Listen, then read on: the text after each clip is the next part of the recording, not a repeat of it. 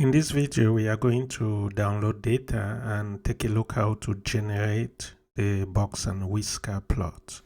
So on this website, I'm going to go to all data, download data. And once it's downloaded, I'm going to open it. So this will enable you to do your exercise on the data set you have downloaded. Your data set is on unemployment, but I've chosen to use a different one. So what I'm going to do is to just pivot this. So I'll click anywhere inside, go to Insert, Pivot, Table, and now OK. I'll bring value. Under values, click on Sum, value field settings, take average, number format, number, OK, and OK. Date, I'll put it under rows. Component, I'll put it under columns. And I will get rid of some totals. So I'll go to Design, Grand Total. I'll say off rows and columns to make sure if I come here, I see no grand totals. So what I'm going to do is, if I click here and go to Pivot Table Analyze and click on Pivot Chart, this is what I want to generate. However, if I click here, you can see it says you can't create this chart type with data inside the pivot table.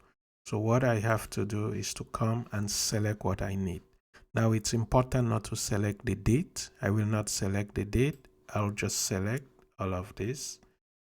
So you should do something similar for your data set. So I'll copy it with Control-C. I'll click on a new worksheet and I will come and paste it. So I'll click on paste. Go to paste special and I simply want to paste the values. Very important, you only paste the values. So now I have the values. Let's say I just double click in between the columns so that we can see what is inside. You don't actually need to do it. I just like it to look a bit nicer when we are doing it. So there we go. This is a data set. So I'll select it and then generate the box and whisker. With Control A, it's going to select the data. I'll go to Insert, come here where I have my charts. I'm going to click here to open the window for recommended charts. Actually, if you want, you can click any of these and it will still take you there, but I'm going to click here and I'll go to all charts and here we have box and whisker. I'll click on it. You can see how it's going to look. I will OK. So there is your chart. Now it's up to you to adjust it the way you want. And yeah, put a title, label the axis and whatever. If for a specific chart you want to see maybe the max, mean and whatever, if you just click on it, you can as well click on that chart, actually right click it and say add labels, and it's going to give you that information for that particular chart if you're interested in it. Let's say you want to write an analysis about the mean, max, the first quartile, third quartile, the median, interquartile, and all of those things. The 5-point statistic given here, you can do that, and you can come here and do the same.